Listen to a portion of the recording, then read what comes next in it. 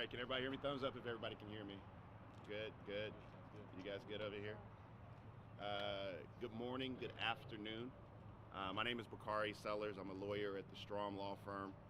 Standing with me today, I have Ali Benevento, Jessica Fickling, and State Representative John Ray Clemens. We're here today to announce another filing or lawsuit in what we now know is a Varsity Spirit sex abuse scandal. Let me just say that this has been one of the honors of my life in representing many of these very, very strong Jane and John Does. Whether or not it was Rockstar Cheer in South Carolina, or whether or not it's Premier here in Tennessee, just the strength of these survivors who have gone through so much has just been so meaningful to me. I will tell you that today we filed a lawsuit similar to the one we filed against Rockstar Cheer, mentioning Varsity Spirit, of course, USA SF, USA Cheer, Premier, which is based here in Tennessee, and Nick Frizzell. We were made aware a few weeks ago, and I will just be completely blunt and honest with you, of young victims throughout this region that Mr. Frizzell, a University of Tennessee cheerleader and coach at Premier, took advantage of many, many young boys. I have seen more masturbation videos and Snapchats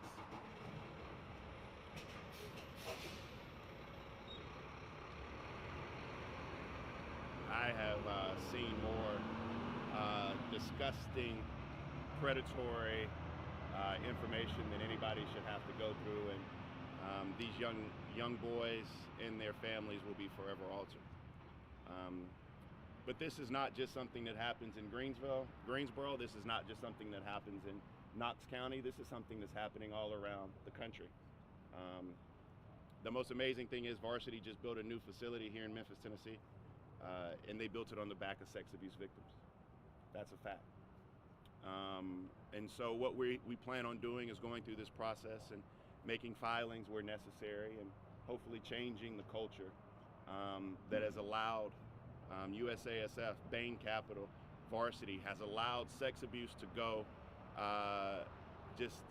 It feels as if they simply don't care. This morning, the way we're going to do this is Representative John Ray Clemens is going to come up after me. Alexandra, or Ali Benevento, will be after him, followed by Jessica Fickling. And one of the things that Jessica always says, which I think is pertinent even more today, and the more we go through these cases, is that this is the age-old adage of people putting profit over people. They allowed young people to be abused simply so that they could do things like build a new building in downtown Memphis. And so we chose this location to file this lawsuit so that all these victims could know that we're taking this message to their front door. And with that, Representative Clemens. Yeah, thank you. Let me first just say what a privilege it is and an honor not only to work with these attorneys with whom I have the privilege to work on this important lawsuit in these cases, but it's such a privilege and an honor to represent these families children who have been victimized by this and who have suffered greatly. We are, like Bakari said, we're filing this here in Memphis to bring it to their front doorstep. It is important for our justice system and those of us who care about children and the safety of children being our priority to make a statement to say, not in the state of Tennessee, not in these other states where this unfortunate, tragic situation has taken place, but we're standing up. This is the reason for our justice system, is to hold people accountable, and we intend to do so right here in the great state of Tennessee. So again, thank you for being here, and I'll turn it over. Good morning.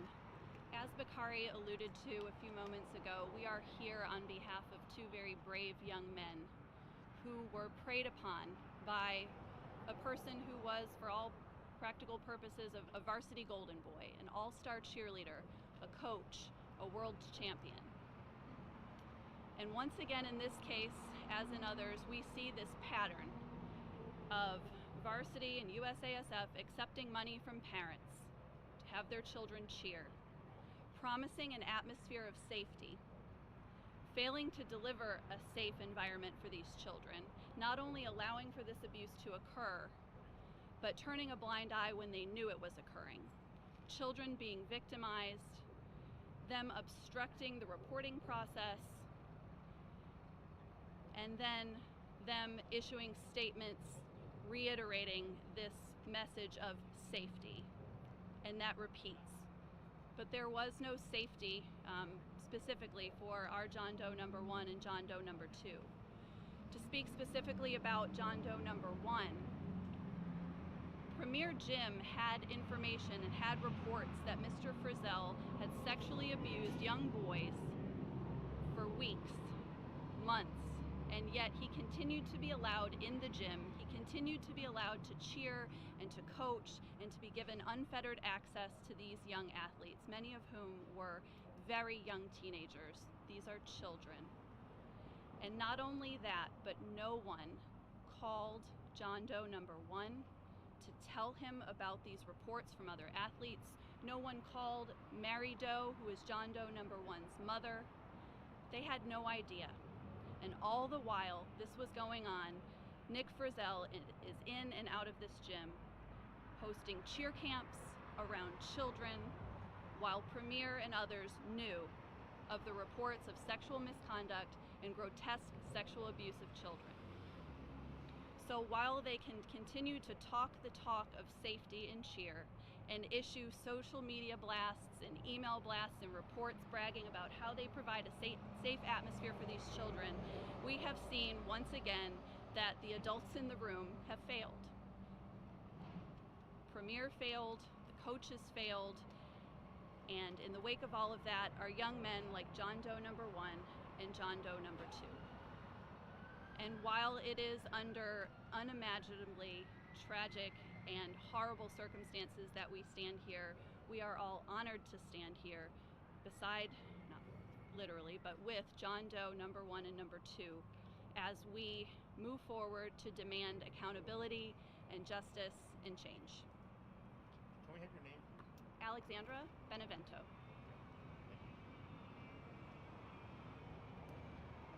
Jessica Fickling with the Strom Law Firm, and I am also honored to be here with my colleagues today. And our case asks a very simple question, which is, what is more important than the safety of our children? We have answered that question. There is nothing more important than the safety of our children, and yet the institutions and entities that we have filed this lawsuit against have not answered that question. As Allie indicated when she spoke, there are statements that have been made with regard to this specific case, statements made by USASF, statements made by Varsity, and those statements are too little, too late.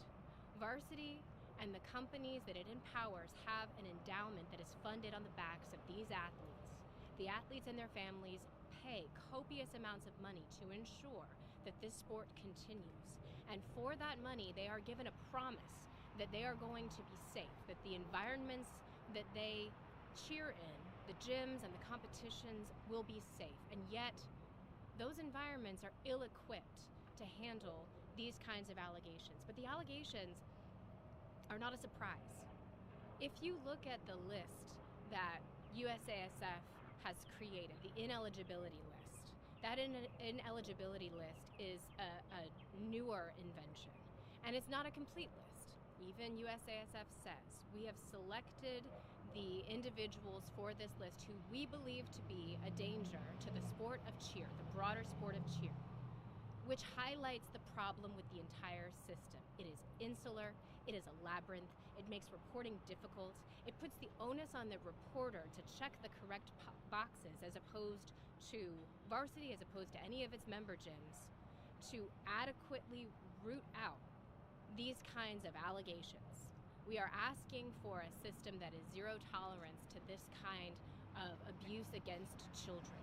We are asking for a system that is willing to take a hard look at what it has done and what it says it will do, and to make those necessary changes. We are here to ensure that the sport continues in the safest way possible for these children. And so we do ask that question of varsity, of USASF, of Bain, of Charles Bank, of all of the entities here. What is more important than the safety of our children? With that, we'll take whatever questions any of you all may have, and we expect there'll be a few. So the lawsuit names a gym in Knox County. Are you able to share anything about potential criminal charges related? Oh, well, as of right now, as you know, there are not, but I think that usually we don't go this far in saying this, but we fully expect that there to be criminal charges filed in this. I will tell you that myself and Mrs. Benevento, who's an extremely good and more than capable criminal attorney as well, worked throughout the last weekend to prepare all of the documents we had for a federal agency. We won't name who that agency is, and we made sure that that was overnighted. We've been in contact with U.S. attorneys. We've also been in contact with local Knox County officials. But Mr. Frizzell is still out today. We'll let that stand on its own merit. He's still out. Is he's still an employee of varsity? Is that what you're saying? I don't know if he's on the ineligible list. I don't know if he's an employee of varsity. As of this morning, he was still a cheerleader, but I don't know if that's the case right now. On the case of Mr. Frizzell, talking about reports that weren't being addressed to John Doe number 1, his mother Mary Doe, do we have any idea about how far these reports got when they weren't being addressed? You saw probably the statement from President Seeley and all of the requirements that varsity personnel are to go through annually or semi-annually to be a registered varsity employee. Do we know how far these reports got up the ladder before they were not reported to John Doe? It is our understanding and our belief that these allegations were reported to the gym owner, reported to USASF. At some point, USASF issued a letter to Mr. Frizzell letting him know that he was ineligible for membership with USASF. We don't know where it went from there, and I believe, and we would contend that obstruction of the reporting process or that convoluted process is by design. No one knows where that report went, but what I can tell you is this: Nick Frizzell was still in that gym as recently as a week and a half ago. So and per the Google, right now he's still a cheerleader at the University of Tennessee. Okay, makes sense. So this is the second lawsuit we've filed in the last month, also with Rockstar Gym in Greenville. Where does it go from here? What pieces of the puzzle are needed to be gathered before we're not outside of the courthouse, but we're inside of the courthouse? I think it's a great question. Thank you for asking it. We are currently looking into the levels of control that some of these entities exercised over the reporting mechanisms as well as over the gyms themselves. It's our understanding that these gyms are what are called member gyms, and they are, again, ill-equipped to handle the reporting process. And instead, if any report comes forward of any kind of inappropriate conduct, misconduct, for instance, that report is directed to USASF. We are exploring that level of control, as well as the way in which USASF was responsible to varsity and that entire tiering of systems. In order for us to actually get into the case, we're pushing forward at this point while we continue to explore other potential victims, while we remain open and we have been contacted by other individuals. We want to meet these defendants in the courthouse now, and we want to focus on these cases that we have filed as we continue to look into expanding our footprint in these cases. The case at Rockstar. Oh, go ahead. Yeah. Now, I was just going to add procedurally before we get into the courtroom itself. We have filed in federal court, obviously, and so the court will set its schedule, and we're going to seek an expedited track, which is available in this district, for this case to proceed in an expedited fashion. We feel that justice should be brought here. These children should be protected in an expedited fashion, and we're going to seek the fastest possible resolution to this case. And of course, if criminal charges are brought, that may have some impact on the judicial process or procedure. But that's the next step, is seeking that expedited track. And of course, the federal magistrate judge and the judge, his or herself, will have say on that. Do you know if a hearing has been set yet? We just filed it last night. Okay. The case with Rockstar. Can somebody else ask another question? Well, Goodness gracious. Peter them all Jennings written over here down asking here. all the questions. No, it's okay. Asking such good questions. Yeah, they're good questions. The case with Rockstar, 6 people came forward in that case, but it was alleged there were probably 100 or more victims in total. 2 John Does coming forward in the case of Mr. Frizzell. How many victims do we anticipate are associated with him in particular? Do we think it's anywhere in the same range as Mr. Foster, or do we think it's just these 2?